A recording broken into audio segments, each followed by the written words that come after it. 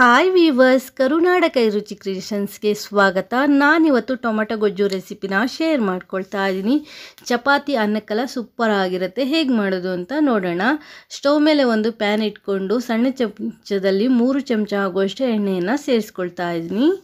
ಎಣ್ಣೆ ಕಾದ ನಂತರ ಅರ್ಧ ಚಮಚ ಸಾಸಿವೆ, 1 ಚಮಚ ಕಡಲೆಬೇಳೆಯನ್ನು ಸೇರಿಸ್ಕೊಂಡು ಫ್ರೈ ಮಾಡ್ಕೊಳ್ತೀನಿ. ಒಂದು 10ರಿಂದ 15 ಸೆಕೆಂಡು ಕಡಲೆಬೇಳೆ ಹಾಕಿದ ಮೇಲೆ ಫ್ರೈ ಮಾಡಿಕೊಂಡು ನಂತರ ನಾನಿಲ್ಲಿ ಸಣ್ಣದಾಗಿ ಹೆಚ್ಚಿರುವಂಥ 2 ಹಸಿಮೆಣಸಿನ್ಕಾಯನ್ನು ಸೇರಿಸಿ ಒಮ್ಮೆ ಮಿಕ್ಸ್ ಮಾಡ್ಕೊಳ್ತಾ ಇದ್ದೀನಿ. ದಪ್ಪದು 1 ಈರುಳ್ಳಿನ ಸಣ್ಣದಾಗಿ ಹೆಚ್ಚಿ ನಾನಿಲ್ಲಿ ಸೇರಿಸ್ಕೊಂಡು ಫ್ರೈ ಮಾಡ್ಕೊಳ್ತಾ ಇದ್ದೀನಿ. ಅದ್ರ ಜೊತೆಗೆ ಒಂದು ಸ್ವಲ್ಪ ಕರಿಬೇವನ್ನು ಸೇರಿಸ್ಕೊಂಡು ಫ್ರೈ ಮಾಡ್ಕೊಳ್ಳಿ. ಈರುಳ್ಳಿ ಹೊಂಬಣ್ಣಕ್ಕೆ ಬರಬೇಕು, ಸ್ವಲ್ಪ ಟ್ರಾನ್ಸ್ಪರೆಂಟ್ ಆಗುತ್ತೆ, ಅಲ್ಲಿವರೆಗೂ ನಾವು ಫ್ರೈ ಮಾಡ್ಕೋಬೇಕಾಗತ್ತೆ. ಮೀಡಿಯಮ್ ಉರಿನಲ್ಲಿ ಇಟ್ಕೊಂಡು ಚೆನ್ನಾಗಿ ಫ್ರೈ ಮಾಡ್ಕೊಳ್ಳಿ. ಈಗ ನಾನಿಲ್ಲಿ 3 ಟೊಮೆಟೊನ ಸಣ್ಣದಾಗಿ ಹೆಚ್ಚಿ ಸೇರಿಸ್ಕೊಳ್ತಾ ಇದ್ದೀನಿ. ಟೊಮೆಟೊನ ಸೇರಿಸಿ ಒಂದ್ಸಲಿ ಚೆನ್ನಾಗಿ ಮಿಕ್ಸ್ ಮಾಡ್ಕೊಳ್ಳಿ. ಹೊಸದಾಗಿ ಯಾರೆಲ್ಲ ನಮ್ಮ ಚಾನಲ್ ನೋಡ್ತಾ ಇದ್ದೀರಾ, ನಮ್ಮ ಚಾನಲ್ನ ಸಬ್ಸ್ಕ್ರೈಬ್ ಮಾಡ್ಕೊಂಡು ನೋಡಿ. ವಿಡಿಯೋ ಇಷ್ಟ ಆದರೆ ಒಂದು ಲೈಕ್ ಕೊಡಿ. ಈಗ ಒಂದು ಸ್ವಲ್ಪ ಉಪ್ಪನ್ನು ಸೇರಿಸ್ಬಿಟ್ಟು ಒಮ್ಮೆ ಮಿಕ್ಸ್ ಮಾಡ್ಕೊಳ್ತೀನಿ. ಉಪ್ಪು ಹಾಕೋದ್ರಿಂದ ಟೊಮೆಟೊ ಬೇಗನೆ ಸಾಫ್ಟ್ ಆಗುತ್ತೆ, ಹಾಗೆ ಉಪ್ಪನ್ನು ಹೀರ್ಕೊಂಡು ಒಳ್ಳೆ ಟೇಸ್ಟನ್ನು ಸಹ ಚೆನ್ನಾಗಿ ಕೊಡುತ್ತೆ. ಈಗ ಒಮ್ಮೆ ಮಿಕ್ಸ್ ಮಾಡಿಬಿಟ್ಟು ಲಿಡ್ ಕವರ್ ಮಾಡಿ ಬೇಯಿಸ್ಕೊಳ್ತೀನಿ. ಆವಾಗವಾಗ ಲಿಡ್ ಓಪನ್ ಮಾಡಿ ಒಮ್ಮೆ ಮಿಕ್ಸ್ ಮಾಡ್ಕೊಳ್ಳಿ. ಒಂದು 3 to 4 ಮಿನಿಟ್ಸು ಮೀಡಿಯಮ್ ಉರಿನಲ್ಲಿ ಇಟ್ಕೊಂಡು ಲಿಡ್ ಕವರ್ ಮಾಡಿ ಬೇಯಿಸ್ಕೊಳ್ಳೋದ್ರಿಂದ ಟೊಮೆಟೊ ಬೇಗನೆ ಸಾಫ್ಟ್ ಆಗುತ್ತೆ.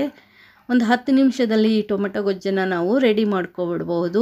ಚಪಾತಿ, ಅನ್ನ, ಮುದ್ದೆಗೆಲ್ಲ ಚೆನ್ನಾಗಿರುತ್ತೆ. ಸ್ವಲ್ಪ ಗ್ರೇವಿ ಥರ ಮಾಡಿಕೊಂಡ್ರೆ ಮುದ್ದೆಗೂ ಸಹ ಸಖತ್ತಾಗಿರುತ್ತೆ.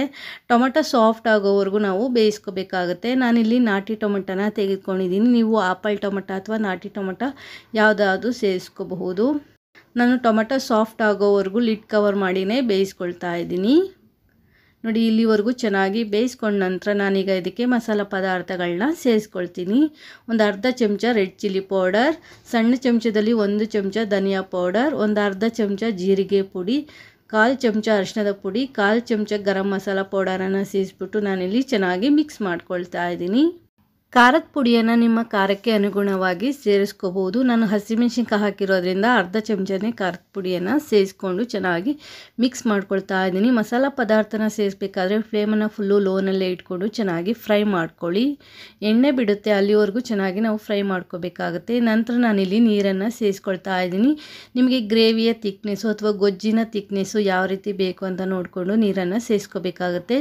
ಸಣ್ಣ ಗ್ಲಾಸಲ್ಲಿ ಮೊದಲಿಗೆ ನಾನು 2 ಗ್ಲಾಸ್ ನೀರನ್ನು ಸೇರಿಸ್ಬಿಟ್ಟು ಒಮ್ಮೆ ಮಿಕ್ಸ್ ಮಾಡಿಕೊಂಡು ನಂತರ ಇನ್ನೊಂದು ಗ್ಲಾಸು ನೀರನ್ನು ಸೇರಿಸ್ಕೊಳ್ತಾ ಇದ್ದೀನಿ. ಇದು ಬೆಂದ ಮೇಲೆ ಇನ್ನೂ ಒಂದು ಸ್ವಲ್ಪ ಗಟ್ಟಿ ಆಗುತ್ತೆ. ಟೇಸ್ಟನ್ನು ಒಮ್ಮೆ ನೋಡ್ಕೊಳ್ಳಿ. ನೀವು ಮತ್ತೆ ಮಸಾಲ ಪದಾರ್ಥ ಬೇಕು ಅಂದರೆ ಆ್ಯಡ್ ಮಾಡ್ಕೋಬಹುದು. ನಾನು ಇನ್ನೊಂದು ಸ್ವಲ್ಪ ಉಪ್ಪನ್ನು ಸೇರಿಸ್ಕೊಳ್ತಾ ಇದ್ದೀನಿ. ಗೊಜ್ಜಿಗೆ ಎಷ್ಟು ಬೇಕೋ ಅಷ್ಟು ಉಪ್ಪನ್ನು ಸೇರಿಸ್ಬಿಟ್ಟು ಮಿಕ್ಸ್ ಮಾಡಿ ಒಂದು 2ರಿಂದ 3 ನಿಮಿಷಗಳ ಕಾಲ ಚೆನ್ನಾಗಿ ಬೇಯಲಿಕ್ಕೆ ಬಿಡ್ತಾ ಇದ್ದೀನಿ. ಮೀಡಿಯಮ್ ಉರಿನಲ್ಲೇ ಇಟ್ಕೊಂಡು ಚೆನ್ನಾಗಿ ಬೇಯಿಸ್ಕೊಳ್ಳಿ. ಈಗ ನಾವೇನು ನೀರು ಹಾಕಿರ್ತೀವಿ ಆ ನೀರಿನ ಅಂಶ ಎಲ್ಲ ಗಟ್ಟಿ ಆಗ್ತಾ ಬರುತ್ತೆ, ಗೊಜ್ಜು ಚೆನ್ನಾಗಿ ಬೇಯುತ್ತೆ. ಅಲ್ಲಿವರೆಗೂ ಬೇಯಿಸ್ಕೊಂಡ ನಂತರ ನಾನಿಲ್ಲಿ ಒಂದು 2 ಟೇಬಲ್ ಸ್ಪೂನ್ ಆಗುವಷ್ಟು ಫ್ರೆಶ್ ಆಗಿರುವಂತಹ ತೆಂಗಿನಕಾಯಿ ತುರಿಯನ್ನು ಸೇರಿಸ್ಕೊಳ್ತಾ ಇದ್ದೀನಿ. ಅದ್ರ ಜೊತೆಗೆ ಸ್ವಲ್ಪ ಕೊತ್ತಂಬರಿ ಸೊಪ್ಪನ್ನು ಸೇರಿಸಿ ಒಮ್ಮೆ ಮಿಕ್ಸ್ ಮಾಡಿ ತೆಂಗಿನಕಾಯಿ ತುರಿ ಹಾಕಿದ್ಮೇಲೆ 1ರಿಂದ 2 ನಿಮಿಷಗಳ ಕಾಲ ಚೆನ್ನಾಗಿ ಬೇಯಿಸ್ಕೊಳ್ಳಿ. ನೋಡ್ತಾ ಇರ್ಬೋದು, ನೀರಿನ ಅಂಶ ಎಲ್ಲ ಪೂರ್ತಿ ಕಡಿಮೆ ಆಗಿದೆ. ಈಗ ತೆಂಗಿನಕಾಯಿ ತುರಿ ಹಾಕಿದ್ದೀನಿ. ಹಾಕಿದ್ಮೇಲೆ ಒಂದು 2 ನಿಮಿಷ ಮೀಡಿಯಮ್ ಉರಿನಲ್ಲಿ ಬೇಯಿಸ್ಕೊಂಡು ನಾನು ಫ್ಲೇಮನ್ನು ಆಫ್ ಮಾಡ್ಕೊಳ್ತೀನಿ. ಈಗ ಇನ್ನೂ ಒಂದು ಅರ್ಧ ಗ್ಲಾಸು ನೀರನ್ನು ಸೇರಿಸ್ಕೊಳ್ತಾ ಇದ್ದೀನಿ. ಕಾಯಿ ತುರಿ ಹಾಕಿರೋದ್ರಿಂದ ನಿಮಗೆ ನೋಡ್ಕೊಳ್ಳಿ, ಬೇಕು ಅಂದರೆ ನೀರನ್ನು ಸೇರಿಸ್ಬೋದು, ಇಲ್ಲ ಹಾಗೆ ಆದರೂ ಬೇಯಿಸ್ಕೋಬಹುದು. ಲಿಡ್ ಕವರ್ ಮಾಡಿ 1 ನಿಮಿಷ ಬೇಯಿಸ್ಕೊಂಡಿದ್ದೀನಿ. ಬೇಯಿಸ್ಕೊಂಡು ಒಮ್ಮೆ ಮಿಕ್ಸ್ ಮಾಡ್ಕೊಳ್ತಾ ಇದ್ದೀನಿ. ನೋಡ್ತಾ ಇರ್ಬೋದು, ಗೊಜ್ಜಿನ ಹದ ಈ ರೀತಿ ಇದೆ. ಈ ಹಂತದಲ್ಲೂ ಸಹ ನೀವು ಉಪ್ಪನ್ನು ಚೆಕ್ ಮಾಡ್ಕೋಬೋದು. ಬೇಕು ಅಂದರೆ ಉಪ್ಪು ಮತ್ತು ಖಾರನ ಸೇರಿಸ್ಕೋಬಹುದು.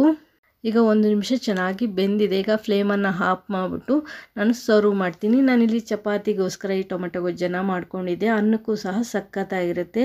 ಚಪಾತಿ, ರೊಟ್ಟಿ, ಅನ್ನ, ಮುದ್ದೆಗೂ ಸಹ ಚೆನ್ನಾಗಿರುತ್ತೆ. ಒಂದ್ಸಲ ಟ್ರೈ ಮಾಡಿ ನೋಡಿ. ಮುದ್ದೆಗೆ ಮಾಡ್ಕೊಳ್ತೀನಿ ಅಂದರೆ ಇನ್ನೊಂದು ಸ್ವಲ್ಪ ತೆಳುಗೆ ಮಾಡ್ಕೋಬೇಕಾಗತ್ತೆ. ಈ ರೆಸಿಪಿ ಇಷ್ಟ ಆಯಿತು ಅಂದರೆ ಒಂದು ಲೈಕ್ ಕೊಡಿ.